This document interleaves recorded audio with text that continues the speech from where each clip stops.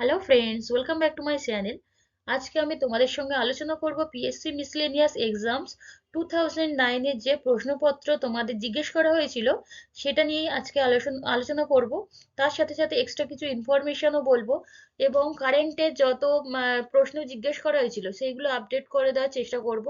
এছাড়াও যে প্রশ্নগুলো তোমাদের যে টপিকগুলো খুব ভালো করে করতে হবে সেগুলো আমি তোমাদেরকে বলে দেবো এবং এই প্রিভিয়াস ইয়ার কোশ্চেন্সের সেটগুলো দিয়ে দেওয়ার পরে আমি সেই টপিক ধরে ধরে তোমাদেরকে সেট বানিয়ে দেব। তোমরা শুধুমাত্র পিডিএফ দেখে পড়াশোনা করবে আর ভিডিওটা আগে শেষ পর্যন্ত দেখে নেবে, কারণ শুধু পিডিএফ নিয়ে পড়াশোনা করলে তো হয় না।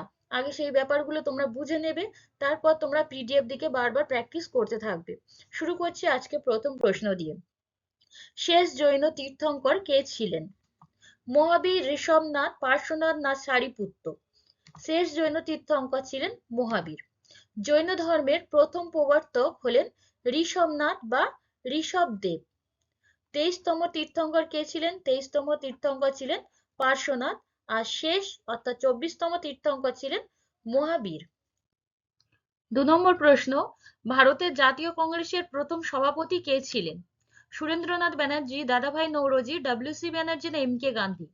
ভারতের জাতীয় কংগ্রেসের প্রথম সভাপতি ছিলেন ডব্লিউ.সি. ব্যানার্জি অর্থাৎ উমেশ চন্দ্র ব্যানার্জি। 1885 সালে 24শে ডিসেম্বর বোম্বের গোকুলদাস তেজপাল সংস্কৃত কলেজে এর প্রথম অধিবেশন বসেছিল। উমেশ চন্দ্র ব্যানার্জি, এর নামটা মনে রাখবে। পরের প্রশ্ন, ভারতবর্ষের দাস বংশের প্রতিষ্ঠাতা কে ছিলেন? মামুদ, মোহাম্মদ ঘুরি, কুতুবউদ্দিন আইবক না ইলতুৎমিশ? ভারতবর্ষের দাস বংশের প্রতিষ্ঠাতা ছিলেন কুতুবউদ্দিন আইবক। বন্ধুরা, তোমরা অ্যান্সার করার চেষ্টা করবে, কে কতগুলো স্কোর করতে পারছো সেগুলো ভালো করে তোমরা নিজেদেরকে যাচাই করবে, কারণ একসাথে তোমরা প্রিপারেশনটাকেও চালু করে দাও, কারণ সামনে কিন্তু পরীক্ষাটা বেশি দিন বাকি নেই। তাই এখন থেকে ভালো করে প্রিপারেশনটা করা শুরু করে দাও এবং আমি টপিক ওয়াইজ তোমাদের ক্লাস অবশ্যই আনবো। তোমরা শুধু মন দিয়ে তোমরা ভিডিওগুলো শেষ পর্যন্ত দেখতে থাকো। দিন-ই-ইলাহির প্রবক্তা কে? ঔরঙ্গজেব, আকবর, শেরশাহ না দারা শিকো? দিন-ই-ইলাহির প্রবক্তা ছিলেন আকবর। 1582 সালে এই দিন-ই-ইলাহির মত প্রথম গ্রহণ কে করেছিলেন? বীরবল। পরের প্রশ্ন, কে ইস্ট ইন্ডিয়া কোম্পানি কে দেওয়ানি অধিকার দিয়েছিলেন? ইস্ট ইন্ডিয়া কোম্পানি অর্থাৎ ইংরেজদেরকে দেওয়ানির অধিকার দিয়েছিলেন। ফারুকশিয়র, দ্বিতীয় বাহাদুর শাহ, ঔরঙ্গজেব না দ্বিতীয় শাহ আলম? এর অ্যান্সার হবে দ্বিতীয় শাহ আলম। বক্সারের যুদ্ধের পর 1765 সালে ইস্ট ইন্ডিয়া কোম্পানির পক্ষ থেকে রবার্ট ক্লাইভ মুঘল সম্রাট দ্বিতীয় শাহ আলমের কাছ থেকে বাংলার দেওয়ানি লাভ করেন। তাহলে কার থেকে? দ্বিতীয় শাহ আলম, তিনি ছিলেন মুঘল সম্রাট। নেক্সট প্রশ্ন, ভারতের নেপোলিয়ন নামে কে পরিচিত? সমুদ্রগুপ্ত, প্রথম চন্দ্রগুপ্ত, দ্বিতীয় চন্দ্রগুপ্ত না স্কন্দগুপ্ত? ভারতের নেপোলিয়ন নামে পরিচিত সমুদ্রগুপ্ত। দ্বিতীয় চন্দ্রগুপ্ত শকদের উচ্ছেদ করে সরকারি উপাধি গ্রহণ করেছিলেন, যে দ্বিতীয় চন্দ্রগুপ্তের কথা বলা হয়েছে। আর স্কন্দগুপ্তের সম্বন্ধে যদি ইনফরমেশন জানতে হয় তাহলে তিনি হুনদের আক্রমণ প্রতিহত করেছিলেন। হুন জাতিদের আক্রমণকে প্রতিহত করেন এই স্কন্দগুপ্ত। পরের প্রশ্ন, কোন সালে গান্ধী আরউইন চুক্তি স্বাক্ষরিত হয়? 1911 সালে, 1921 সালে, 1931 না 1941 সালে? গান্ধী আরউইন চুক্তি স্বাক্ষরিত হয়েছিল 1931 সালে। 1931 সালের 5ই মার্চ গান্ধী আরউইন চুক্তি স্বাক্ষরিত হয়, যা দিল্লি প্যাক্ট নামেও পরিচিত। ফলে আইন অমান্য আন্দোলন প্রত্যাহার করেন। বঙ্গোপসাগরে ঘূর্ণিঝড় নিম্নলিখিত মানচিত্রের সাহায্যে বিশ্লেষণ করা হয়। কোন মানচিত্রের সাহায্যে বঙ্গোপসাগরে ঘূর্ণিঝড়কে বিশ্লেষণ করা হয়? এর অ্যান্সার হয়ে যাবে স্যাটেলাইট ইমেজারির মাধ্যমে। নাগার্জুন সাগর মাল্টিপারপাস প্রজেক্টর জলাশয় সৃষ্টি করা হয়েছে নিম্নলিখিত কোন নদীর উপরে?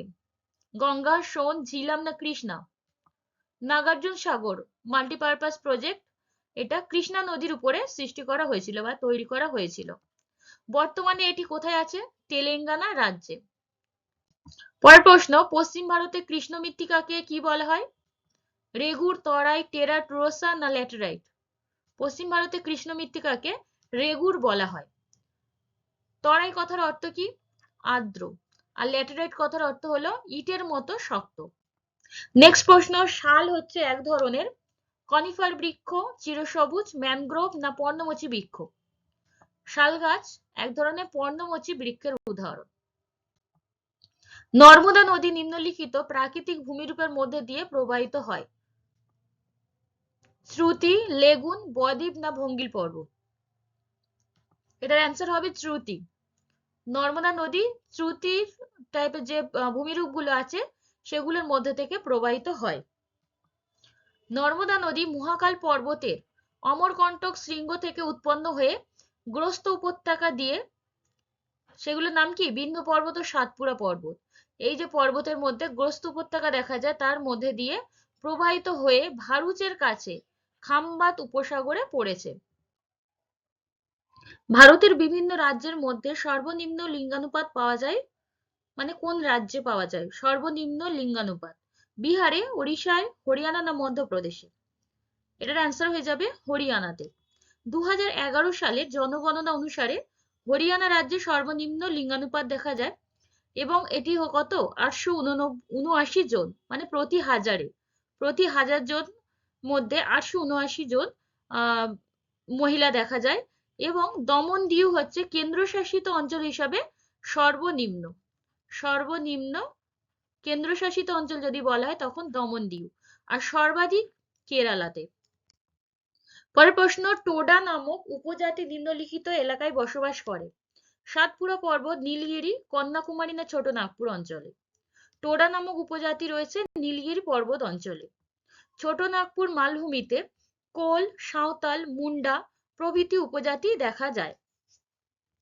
পরের প্রশ্ন, ভারতীয় সংবিধানের প্রস্তাবনায় সমাজতান্ত্রিক ও ধর্মনিরপেক্ষ শব্দ দুটি সংযোজিত হয়েছে কত সালে?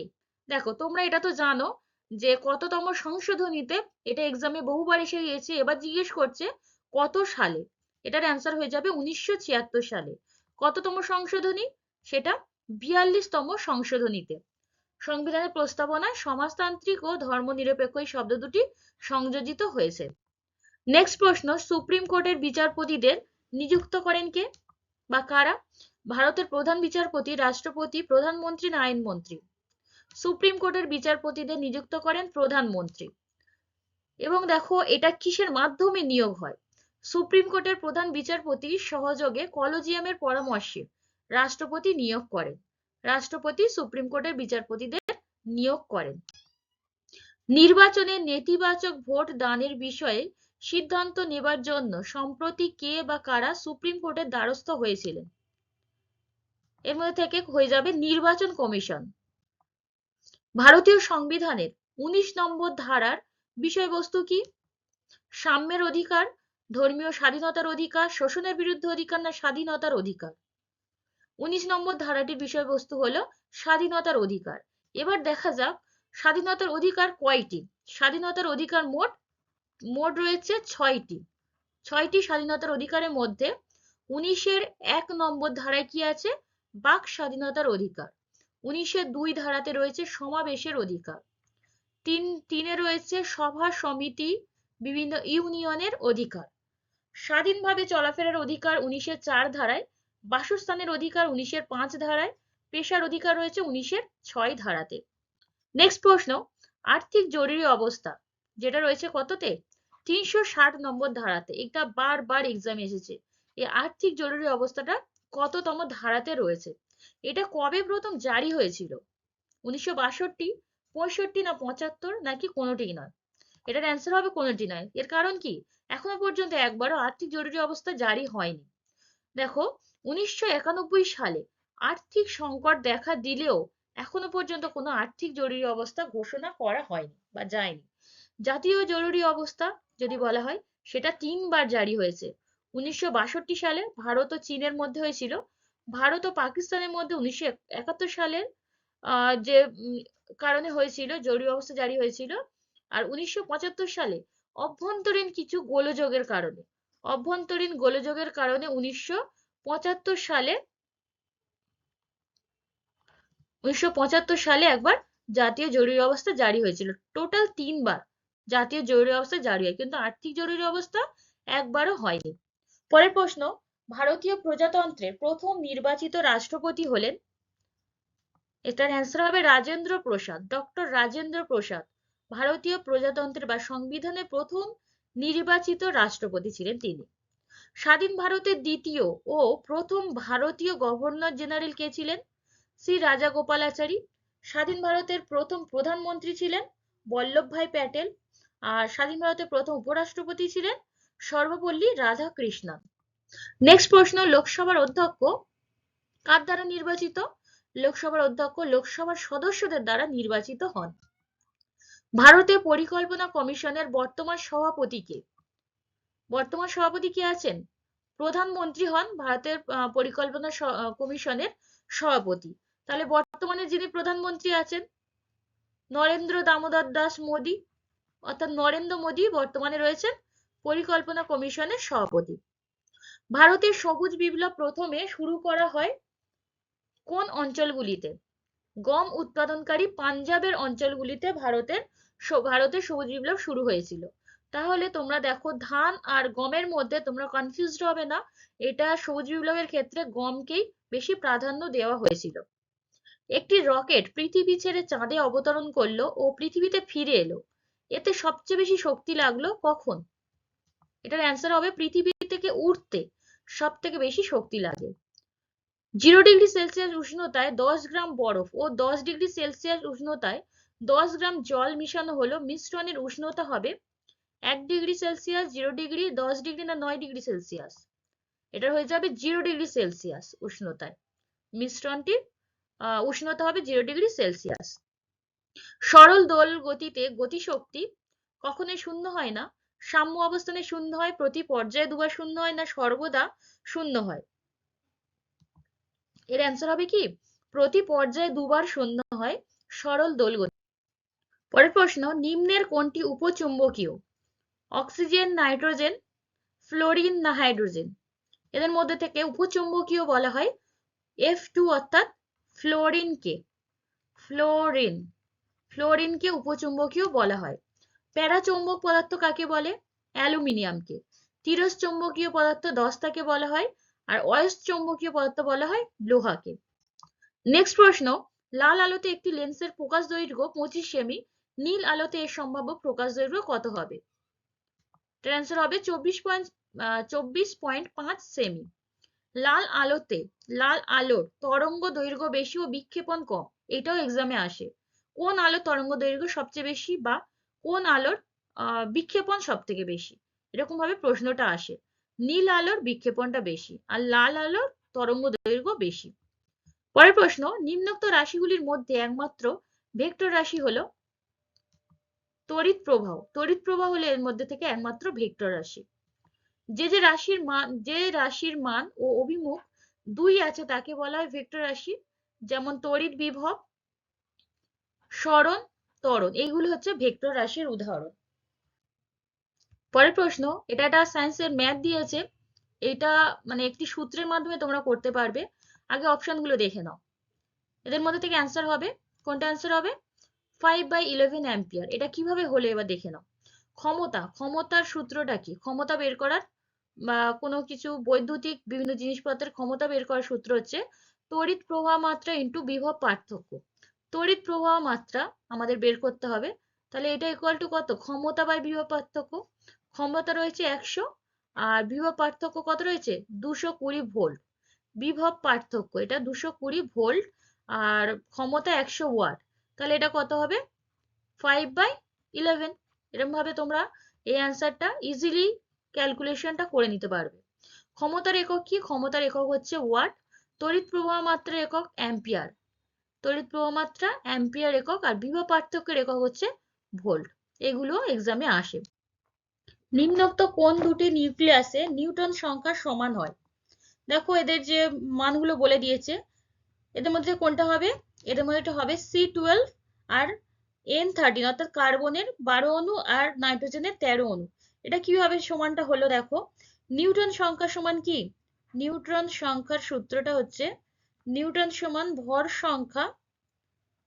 সংখ্যা মাইনাস প্রোটন বা পারমাণবিক সংখ্যা। এবার দেখো C12 মানে কি 12টা কি এর ভর সংখ্যা, উপরেরটাকে কি বলে ভর সংখ্যা। আর প্রোটন সংখ্যা কত, কার্বনের প্রোটন হচ্ছে বা পারমাণবিক সংখ্যা, এটা আমাদের মনে রাখতে হবে। এটা দিয়ে দিলে তো খুবই ভালো, না হলে এটা আমাদের মনে যদি থাকে তবেই আমরা অ্যান্সারটা করতে পারবো। 12 - 6 মানে 6। একইভাবে তোমরা এই 13টা বের করে নাও। 13টা হচ্ছে এর ভর সংখ্যা। আর নাইট্রোজেনের প্রোটন সংখ্যা কত, প্রোটন সংখ্যা 7 অর্থাৎ 6। তাহলে এদের কি হলো, এদের নিউটন সংখ্যা দুজনের সমান হলো। পরের প্রশ্ন, কোন পদার্থের পারমাণবিক ভর 24 ও পারমাণবিক সংখ্যা 12 হলে তার তুল্যাঙ্ক ভর কত হবে, তুল্যাঙ্ক ভার। 12 24 16 না 48, এর তুল্যাঙ্ক ভার হবে 12। এটা কিভাবে বের করলাম, তুল্যাঙ্ক ভার সমান সমান কি পারমাণবিক ভর বাই যোজ্যতা। এর যোজ্যতাটা আমাদের জেনে নিতে হবে আগে।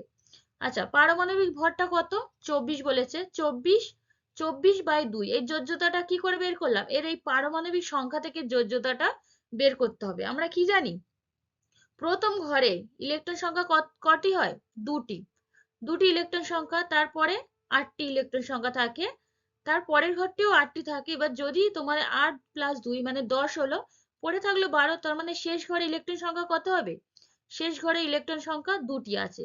তাহলে এর যোজ্যতা কত 2। তাহলে 2 যোজ্যতা, পারমাণবিক ভর বাই যোজ্যতা মানে 24/2 করলে 12 হলো অ্যান্সার। পরের প্রশ্নটা একই রকমই আছে, কোন পদার্থের পারমাণবিক সংখ্যা 15 হলে তার সর্ববহিস্থ কক্ষের ইলেকট্রন সংখ্যা কত হবে। 1 3 5 7, এটা তোমরা একই রকম ভাবে তোমরা অ্যান্সারটা করো। দেখো 15 হলে পারমাণবিক সংখ্যা বিশিষ্ট পরমাণুর ইলেকট্রন সজ্জাটা কি হবে, 2টা। প্রথমে বলেছি দুটো ঘরে, প্রথম ঘরে 2টি ইলেকট্রন থাকবে, দ্বিতীয় ঘরে অবশ্যই 8টি থাকবে, তাহলে লাস্ট ঘরে কত থাকবে 5টি। 2 + 8 মানে 10, 15 থেকে 10 বাদ দিলে 5টি, এখানে অ্যান্সার হয়ে যাবে কত 5টি। নেক্সট প্রশ্ন, নিচের যৌগগুলির মধ্যে কোনটি জলে বেশি দ্রবণীয়, জলে বেশি দ্রবণীয়। এর মধ্যে অ্যান্সার হবে calcium hydroxide, CaOH2, calcium hydroxide. পরের প্রশ্ন, ক্লোরিনের কোন আইসোটোপ আছে কি, ক্লোরিনের না 2টি 3টি না 4টি, এখানে কোনটা অ্যান্সার হবে 2টি। ক্লোরিনের 2টি আইসোটোপ রয়েছে, সেগুলো কি কি, ক্লোরিনের 17 Cl35 এবং Cl37। ওপরেরটা কি, এগুলো ভর সংখ্যা। আর মাঝখানে এটা বাদ দিলে কি হয়, নিউটন সংখ্যা আমরা পাই। ঠিক আছে, যে মৌলটি জলের সঙ্গে বিক্রিয়ায় অক্সিজেন গ্যাস উৎপন্ন করে সেটি হলো ফসফরাস, সোডিয়াম, ফ্লোরিন না আয়োডিন। এটার অ্যান্সার হবে ফ্লোরিন। F2 অর্থাৎ F2 মানে ফ্লোরিন, ফ্লোরিনের সঙ্গে জল মিশে কি হচ্ছে 2HF প্লাস অক্সিজেন, এটা উৎপন্ন হচ্ছে। পরের প্রশ্ন, নিচের কোন অ্যাসিডটি সবচেয়ে তীব্র, এদের মধ্যে থেকে সবচেয়ে তীব্র অ্যাসিডটি হলো এই C/CH2COOH, এটা হলো তীব্র অ্যাসিডটির সংকেত। পরের প্রশ্ন, ইউরিয়া হলো গবেষণাগারে কৃত্রিম উপায়ে প্রস্তুত প্রথম জৈব যৌগ যেটি প্রস্তুত করেছিলেন, অ্যান্সার হবে হোলার। তিনি কবে এটি প্রস্তুত করেন, 1828 সালে জার্মান বিজ্ঞানী ফ্রেডরিক হোলার পরীক্ষাগারে এই ইউরিয়া তৈরি করেন। পরের প্রশ্ন, দেহকোষের ডিপ্লয়েড নিউক্লিয়াসকে কি বলা হয়, ডিপ্লয়েড নিউক্লিয়াসকে বলা হয় হেটেরোক্যানিয়ন। 2 বা তার বেশি নিউক্লিয়াস যখন দেহকোষের সাইটোপ্লাজমে থাকে তাকে হেটেরোক্যানিয়ন বলা হয়। পরের প্রশ্ন, শ্বাসনালী ফুলকা দেখা যায় কোন প্রাণীর দেহে, কোন প্রাণীর দেহে দেখা যায়, লিমুলাস বা রাজকাঁকড়ার দেহে। নিম্নলিখিত কোনটি পিরিমিডিন বেস নয়, থাইমিন, ইউরাসিল, গুয়ানিন না সাইটোসিন। গুয়ানিন পিরিমিডিন বেস নয়, গুয়ানিনটা কি, এটা হচ্ছে এটি পিউরিন বেস। এটি দেখো ডিএনএ তে কি কি পিউরিন থাকে, পিউরিন তো দুটোর ক্ষেত্রেই সমান থাকে, ডিএনএ আরএনএ তে অ্যাডেনিন আর গুয়ানিন এই দুটো হচ্ছে পিউরিন বেস। আর পিরিমিডিন বেসের মধ্যে একটা ডিফারেন্স আছে, এইটা ভালো করে দেখে রাখবে। পিরিমিডিন বেস ডিএনএ তে থাকে থাইমিন ও সাইটোসিন, সাইটোসিনটা কমন দুজনের ক্ষেত্রে, কিন্তু আরএনএ এর ক্ষেত্রে থাইমিনের পরিবর্তে থাকে ইউরাসিল। এই দুটোই তোমাদেরকে ভালো করে দেখে রাখতে হবে। পরের প্রশ্ন, মানব হৃৎপিণ্ডের প্রাকৃতিক পেসমেকারটি হলো S A node, AV node, myocardium না উপরের কোনোটিই নয়? এস এ নোডকে মানব হৃৎপিণ্ডের প্রাকৃতিক পেসমেকার বলা হয়। হৃৎপিণ্ডের পেশিকে কি বলা হয়? হৃৎপিণ্ডের পেশিকে মায়োকার্ডিয়াম বলা হয়। নেক্সট, সুষম খাদ্যে কার্বোহাইড্রেট, ফ্যাট ও প্রোটিনের অনুপাত কত? কার্বোহাইড্রেট, ফ্যাট ও প্রোটিনের অনুপাত হলো 4:1:1, মানে কার্বোহাইড্রেট 4 অণু থাকে আর ফ্যাট ও প্রোটিন 1 অণু করে যদি অনুপাত করে তাহলে এটার অ্যান্সার হবে। পরের প্রশ্ন, পৃথিবীর গড় উষ্ণতা বৃদ্ধিতে কার্বন ডাই অক্সাইডের ভূমিকা কি? 13%, 14, 18 না 49%? এর অ্যান্সার হবে 13%। স্তন্যপায়ী প্রাণী স্নায়ুকোষ সর্বদা যে দশায় থাকে সেটি হলো G0, G দশা, G1 না M দশাতে? স্তন্যপায়ী প্রাণী স্নায়ুকোষ সর্বদা G0 দশাতেই থাকে। কোষ চক্রে দুটি দশা দেখা যায়, ইন্টারফেজ ও মাইটোসিস দশা। ইন্টারফেজ দশা কি কি? তিনটি আছে, G1S এবং G2 দশা। কোনো কোনো কোষে G1 দশার একটি নির্দিষ্ট জায়গায় কোষ চক্র বন্ধ হয়ে যায় বা অবিভাজন দশায় চলে যায়, এটাই হচ্ছে কি G0 দশা। এর অ্যান্সার উদাহরণ হলো লোহিত রক্তকণিকা ও স্নায়ুকোষ, এই দুটোতে দেখা যায় G0 দশাটা। পরের প্রশ্ন, 2022 সালে বিশ্বকাপ ফুটবল প্রতিযোগিতায় বিজয়ী শিরোপা পেয়েছিলেন কে বা কোন দল? সেটা আর্জেন্টিনা। আর্জেন্টিনা মোট 3বার বিশ্বকাপ জেতে, 1978 সালে, 1986 এবং 2022 সালে। এটা গত বছরের, এটা এখন আপডেট হয়নি। সবচেয়ে বেশিবার বিশ্ব সেরা হয়েছেন ব্রাজিল। ব্রাজিল দলটি সবচেয়ে বেশিবার হয়েছে, কিন্তু যেহেতু আর্জেন্টিনা জিতেছে তাই এটা আগে ভালো করে জেনে নিতে হবে কোন কোন সালে জিতেছে। 5বার জিতেছে, সালগুলো তোমরা দেখে নেবে। 4বার বিশ্বকাপ জিতেছে জার্মানি আর ইতালি। নেক্সট প্রশ্ন, হরিপ্রসাদ চৌরাসিয়া যে জন্য বিখ্যাত, সেতার, সরোদ, বাঁশি না সন্তুর? তিনি ছিলেন বাঁশি বাদক। তিনি বাঁশি এই বাদ্যযন্ত্রটি বাজানোর জন্য খুবই বিখ্যাত একজন ব্যক্তি। রাজা অয়দিপাউসের ভূমিকায় কার অভিনয় বিখ্যাত হয়েছিল? শম্ভু মিত্র। শম্ভু মিত্র এই অভিনয়টির জন্য বিখ্যাত হয়েছিলেন। ট্রেজার আইল্যান্ড এর লেখক কে? ইনি একজন ইংরেজি সাহিত্যিক। তাহলে এর লেখকটি হলেন আর.এস. স্টিভেনসন। আর.এল. স্টিভেনসন।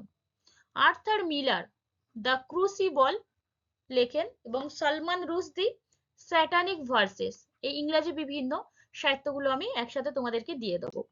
পরের প্রশ্ন, প্রখ্যাত প্রশিক্ষক জগমিন্দর সিং কোন খেলার জন্য 2008 সালে দ্রোণাচার্য পুরস্কার পেয়েছেন?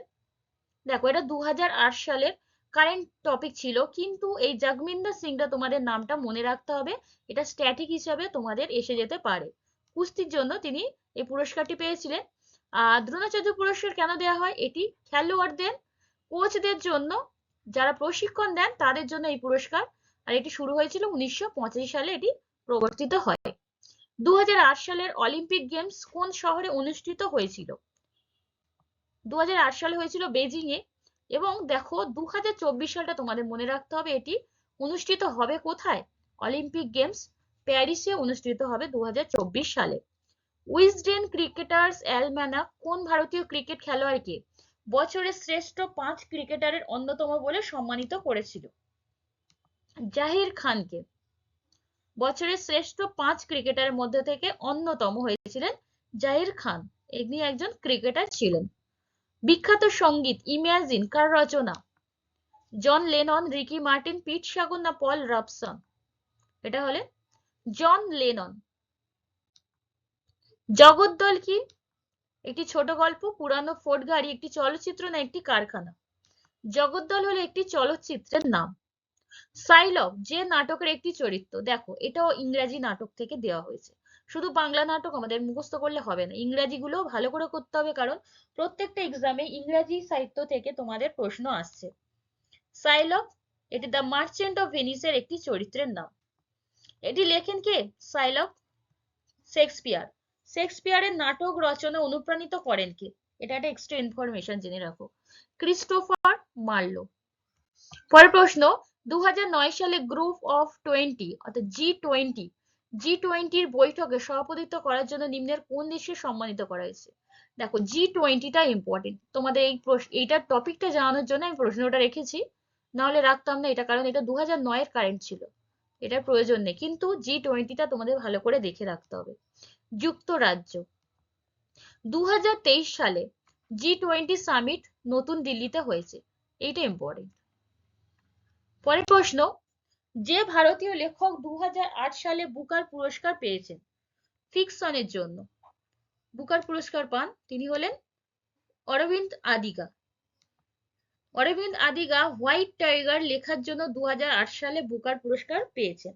তাহলে এই রকম ভাবে যে যে পুরস্কার প্রাপকদের নাম আমরা পাবো কারেন্টে, সেইগুলো আমরা ভালো করে করে রাখবো, এবং কোন বইয়ের জন্য বা কোন লেখাটির জন্য তারা এই পুরস্কারগুলো পাচ্ছে সেগুলো আমাদের ভালো করে খাতায় নোট ডাউন করে রাখতে হবে, অথবা আমি যখন সেট তোমাদেরকে ভালো করে টপিক ধরে ধরে করাবো তখন তোমরা সেগুলো ভালো করে খেয়াল রাখবে। পরের প্রশ্ন, সহজ পাঠের রচয়িতা কে? এর মধ্যে থেকে হয়ে যাবে রবীন্দ্রনাথ ঠাকুর সহজ পাঠের রচয়িতা। প্রথম কোন এশিয়ান গেমসে হকি খেলার সূচনা হয়েছিল? 1958 সালে টোকিওতে প্রথম হকি খেলার সূচনা হয়েছিল। কোশ্চেনটা ভালো করে পড়বে, এখানে কিন্তু বলেনি প্রথম এশিয়ান গেমস কবে শুরু হয়, সেটা যদি বলতো তাহলে দিল্লিতে শুরু হয় 1951 সালে, কিন্তু এখানে বলা হয়েছে হকি খেলার সূচনা হয়েছে। ভালো করে কোশ্চেন গুলো খেয়াল রাখবে। কোন খেলার সঙ্গে গ্রা প্রি পুরস্কারটি জড়িত? এদের মধ্যে থেকে গ্রা প্রি পুরস্কারটি জড়িত লন টেনিস খেলার সঙ্গে। দেখো এটা আনকমন কিন্তু প্রশ্ন। পরের প্রশ্ন, কাম অ্যাওয়ে উইথ মি এটি কার অ্যালবাম? এটি নোরা জোনসের অ্যালবাম, বিখ্যাত একটি অ্যালবাম। পরের প্রশ্ন, যেতে পারি কিন্তু কেন যাব লিখেছিলেন কে? কোন বাংলা সাহিত্যিক? শক্তি চট্টোপাধ্যায়। পরের প্রশ্ন, কথাকলি নাচের উদ্ভব ঘটেছে কোন রাজ্যে? কথাকলি নাচের উদ্ভব ঘটেছে কেরালাতে। পরের প্রশ্ন, উৎপাদকের অর্থনৈতিক সমৃদ্ধি বৃদ্ধির উদ্দেশ্যে নিম্নের কোন উৎপন্ন সামগ্রীকে জিআই রেজিস্ট্রেশন দেওয়া হয়েছে? দার্জিলিং চা, মধুবনী, চিত্রকর, থাঞ্জাভুর না উপরে সবকটি? এটার অ্যান্সার হয়ে যাবে দার্জিলিং চা। এই জিআই ট্যাগ যেগুলো, যে যে পণ্যগুলো জিআই ট্যাগ পেয়েছে কারেন্ট টপিকসে, সবকটা তোমরা দেখে রাখবে। নেক্সট প্রশ্ন, 20,000 লিগস আন্ডার দ্য সি রচয়িতা কে? এটা রচয়িতা হলেন জুল।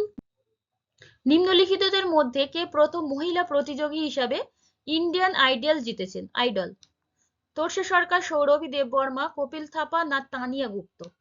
এটা জিতেছেন সৌরভী দেববর্মা। ডিউস কথাটি কোন খেলায় ব্যবহৃত হয়? বিলিয়ার্ডস, বেসবল, ব্যাডমিন্টন না বাস্কেটবল? এই শব্দটি ব্যাডমিন্টন খেলার সঙ্গে যুক্ত। নিধু বাবু যে ধরনের গানে বিশিষ্ট? টপ্পা, পল্লীগীতি, খেয়াল না টুসু? টপ্পা গানের সঙ্গে জড়িত ছিলেন নিধু বাবু। পরের প্রশ্ন, অমর পাল যে ধরনের গানের জন্য বিখ্যাত? অমর পাল তিনি ছিলেন একজন লোকগীতিকার। অমর পাল। দেখো কোথায় থেকে প্রশ্ন তোমাদের পড়ছে একটু ভালো করে খেয়াল করো। সঙ্গীতের সঙ্গে বিভিন্ন প্রশ্ন, প্রচুর প্রশ্ন সঙ্গীতের সঙ্গে জড়িত আছে। সঙ্গীত, খেলাধুলা এগুলো থেকে কিন্তু প্রচুর প্রশ্ন আসে। সাহেব বিবি গোলাম কে লিখেছিলেন? সাহেব বিবি গোলাম লেখেন Bimal Mitra. Ode to the west wind এর রচয়িতা কে? P B Shelley, W Wordsworth, T S. Eliot না জন কিটস? এটির রচয়িতা হলেন ওয়ার্ডসওয়ার্থ। সত্যম কম্পিউটার সার্ভিসেসের নিলাম প্রক্রিয়া পরিচালক বোর্ডের কাজ দেখাশোনা করার জন্য কাকে নিয়োগ করা হয়েছে? বিবেক কুন্দ্রাকে। নেক্সট প্রশ্ন, 2023 সালে অস্ট্রেলিয়ান ওপেন টেনিস প্রতিযোগিতায় মহিলাদের সিঙ্গেলস খেতাব জেতেন কে? দেখো এটা তখনকার কারেন্টের টপিক ছিল, কিন্তু আমি এটা আপডেট করেছি। এটা হয়ে যাবে আরিনা সাবালেঙ্কা। এটা তার আগের বছরের পরীক্ষাতেও এই টপিকটার উপর প্রশ্ন এসেছিল অস্ট্রেলিয়ান ওপেন থেকে। 2023-এ পুরুষদের ক্ষেত্রে কে জেতেন? নোভাক জোকোভিচ। পরের প্রশ্ন, ভালো মানুষ নাটকের পরিচালক কে ছিলেন? ভালো মানুষ নাটকটির পরিচালক ছিলেন অজিতেশ বন্দ্যোপাধ্যায়। আজ শেষ প্রশ্ন, সামরিক বাহিনী নির্বাচিত রাষ্ট্রপতিকে পদত্যাগে বাধ্য করে বিরোধী নেতাকে তার স্থলাভিষিক্ত করার জন্য আফ্রিকান রাষ্ট্র সমবায় সম্প্রতি কোন দেশকে সাময়িকভাবে বহিষ্কার করেছে? এটা হয়ে যাবে সুদানকে। এইরকম বিভিন্ন কারেন্টের টপিক থেকে কিন্তু প্রশ্ন করা হয়, যেগুলো একটু আনকমন হলেও তোমাদের কিছু কিছু জিনিস মনে রাখতে হবে অবশ্যই। তাহলে সমস্ত কারেন্ট অ্যাফেয়ার্স যদি করতে যাও তখন করতে হবে, নাহলে তোমরা কিছু যে সিলেক্টিভ তোমরা করো, তোমরা পাসটা করে যাবে নো ডাউট।